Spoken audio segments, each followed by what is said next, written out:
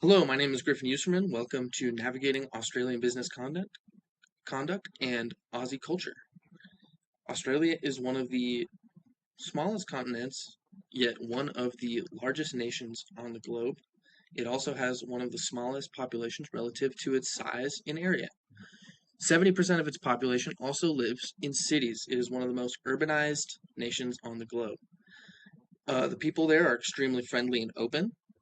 Due to its former British colonial history. It's an Anglo-Saxon nation, and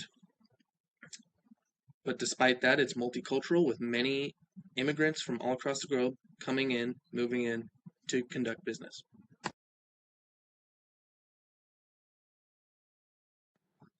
The history of Australia dates back an extremely long time, almost 20,000 years, when the original Polynesians first discovered it, and then it was subsequently inhabited. These would become the Aboriginals, or the Australian Aboriginals, indigenous people. It was first founded as a penal colony for the British Empire after its discovery. The first Australians were initially prisoners. Modern commerce began in 1788, and there were robust worker protections put in place and high upward mobility during the 1800s, causing it to be known as a workers' nation.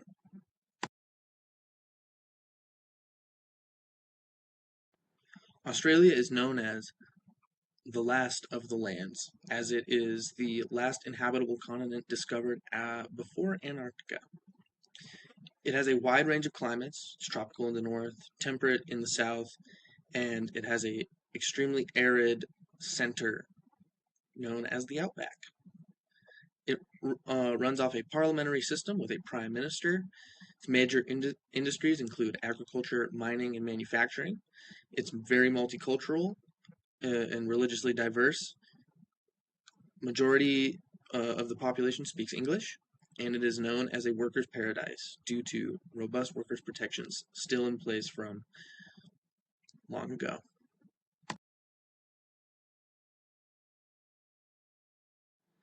Australians are extremely punctual. Time is highly valued in Australia. Equality between one another is the utmost held belief of Australians, and you must sign a document stating that you believe it when you get a visa entering the country. Australians often shorten words and give things nicknames. They call McDonald's Maccas. They throw shrimps on Barbies. Australian workplaces are uniquely laid back, lacking typical hierarchy seen in the United States, open to more collaboration. Sense of humor comes to fault on all Australians. Don't be surprised when they're extremely sarcastic towards you.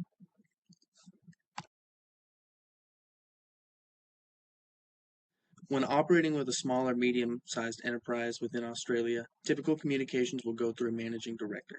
Be direct and precise about what you are selling or what your service entails. Small talk is not necessary. Emphasize the advantages your service has over competitors, as well as the practicality of your goods or service. Avoid haggling on prices and always stick to the agreed upon price. Terms and conditions should be stringent, detailed, and adhered to fully. Don't mind cracking a few jokes.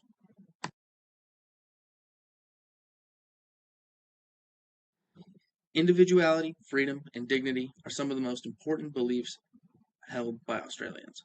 Freedom of speech, religion, and opinion are also highly protected. The main religion in Australia is Christianity. The second most popular belief system is non-religious. Relationship building is extremely important when you're doing business in Australia.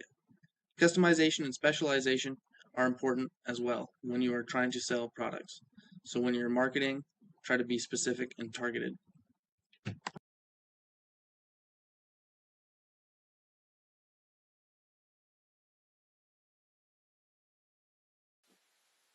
Hello, my name is Marty, and I'm here to give you some tips on practicing business in Australia.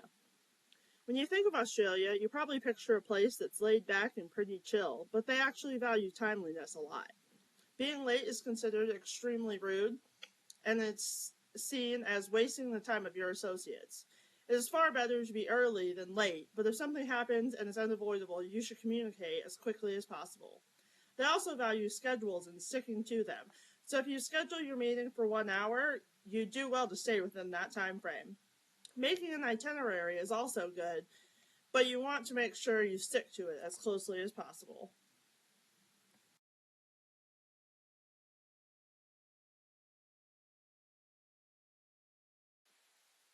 While they value punctuality, they are still fairly relaxed, and therefore there aren't really any strict expectations when it comes to greeting.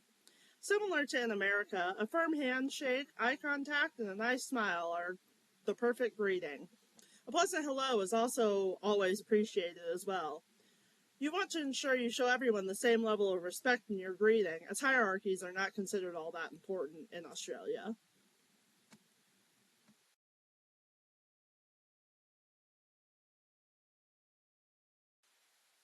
When attending appointments and meetings, it is important not only to show up on time, but to look appropriate when you arrive as well. Wearing the correct attire is a good way to ensure you make a solid first impression. Greetings should be done and business cards should be exchanged before the meeting begins. They may also want to engage in a few minutes of casual small talk before jumping into business, but make sure you don't get too personal, as this can be seen as a turnoff. Because Australians have a flatter hierarchy in their businesses, expect that anyone will be welcome to make comments, and you should treat them all with equal levels of consideration. Everyone's ideas are welcome, regardless of rank. You should make sure to create and distribute an itinerary before the meeting begins, and then follow it as closely as possible.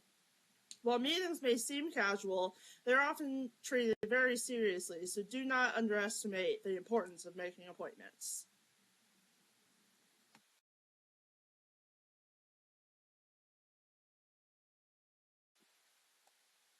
Australia is a low context culture, which means they can come off as direct sometimes and even blunt, bordering on impolite. Their goal is to ensure clear communication with few misunderstandings, though, so don't take it the wrong way. Say what you mean to avoid confusion. Haggling is not a common practice, so the first offer they make will likely be the best they can offer. It may even be seen as rude to attempt to get a much lower price than what they initially offered. High pressure salesmanship tactics are unlikely to work, and they are seen as rude, which makes those tactics very unpopular. If you wish to continue doing business in Australia, you would do well to avoid that type of approach. Negotiations often happen quickly, but managers like to consult with their teams before making decisions, so final decisions may take longer. To maintain good relations, you should always make sure you're looking for win-win scenarios. Also, make sure you are only making statements that you can back up with facts and figures. You will likely become very unpopular if you make claims that you cannot support. Following these tips will ensure that you have a good experience and people look forward to conducting business with you in the future. I hope they help you achieve your goals when working in Australia. Hi, everybody. So I'm Domino, and right now I want to get into the topic of the business protocol side on how they handle business in Australia. And just in any typical country, Australians handle business, in a very direct and informal way. They have a very high respect for anybody above them or anybody who's in the presence of them. They respect people's time, and they also have a very set schedule on a day-to-day schedule on what they're doing and how they plan on handling out their day. And they're also very mindful of, who they are communicating with and who are they working with in order to, reach those contacts and reach those, networking, to be able to branch out into anything that business might, influence for them or soon to be.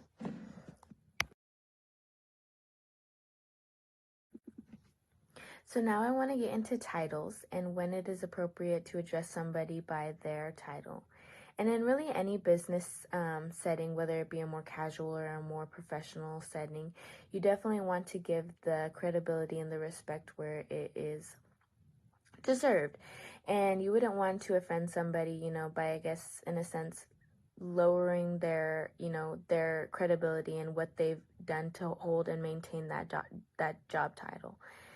And in some situations, you might not always be sure where where the correct title is appropriate and when you should address somebody by their title.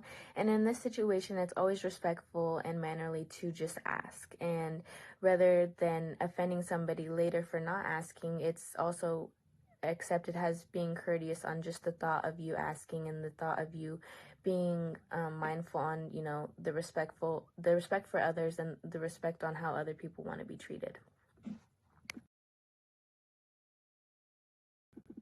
So next I want to get into gestures, and in any business setting, whether meeting somebody for the first time or maybe somebody for the fifth time, it's always respectful to hand out a firm handshake and to just maintain that eye contact.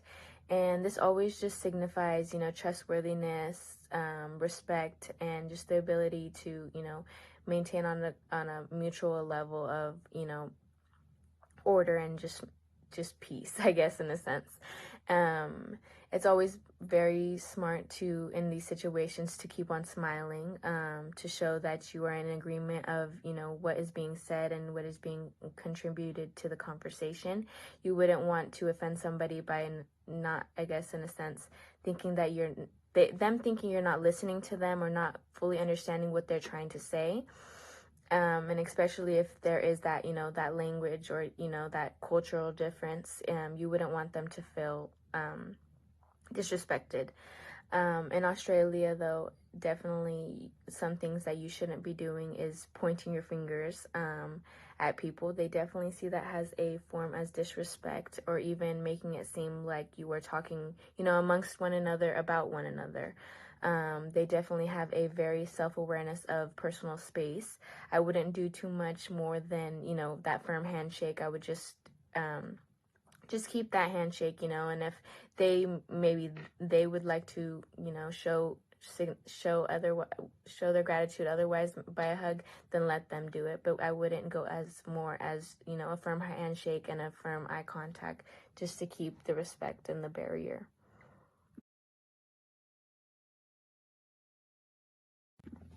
Okay, so gifts. Typically in Australia, gift giving isn't very common, unless it's a very, thoughtful and, I guess, not in a sense, makes the receiver feel that they have to give another gift back. It's very just at a sense, I want to give you a gift. I've put in some thought into giving you this gift, and I'm gifting you this gift. And typically these are, only on, very special occasions, whether it be, a New Year or even Christmas or something like that. They're very limited on just they're not a very gift giving, very common situation. It wouldn't be accepted for you to show up to a business meeting to somebody who you have just met for the first time with gifts, and it would just be seen as almost like a bribery, or as in the sense that if that person feels guilty that they didn't give you a gift and they have to.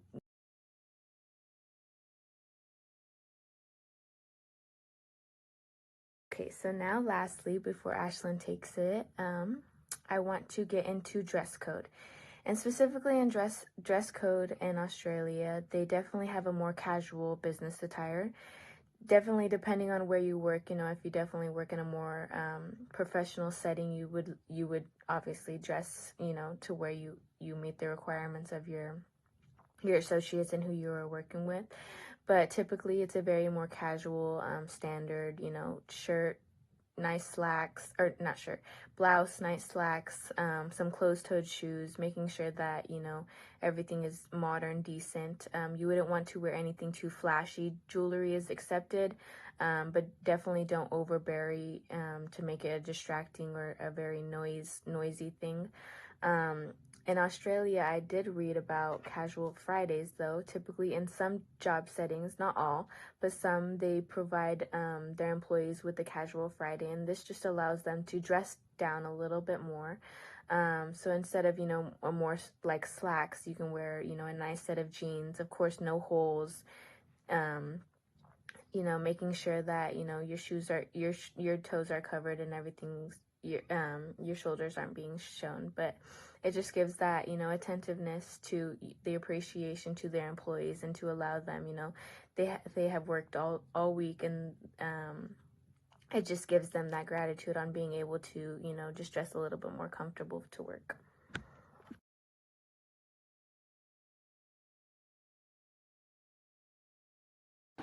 Hello, Ashlyn Khan. For Australian business practices, they highly emphasize efficiency and productivity in the workplace. They well adhere to schedules and timely manners, they expect clear communication of goals, and they work hard to upkeep their professionalism with clientele. They also highly value equality in the workplace. Everyone is encouraged to voice their opinions, and they want to create an environment of inclusivity and teamwork for everybody. They also use a relaxed yet focused atmosphere in their workplaces. They use light socialization before diving into business matters, regulated use of informal language, and they use light humor to build rapport between coworkers. For entertaining Australian business people, for the setting, they prefer informal settings and they use a straightforward communication type generally. For language and manners, use of all language and non-personal general topics are acceptable. Australians generally use humor and camaraderie to create a relaxed environment. They want to avoid overly stiff and formal language and maintain friendly and professional tones. They want to also stick to factual points and avoid exaggerated claims and emotional appeals. And they, again, expect timeliness and punctuality as well. Things to avoid when working with Australians: for their professionalism, they want to refrain being overly personal during meetings because it can create a bad impression or be distracting even, and just maintaining that straightforward communication style.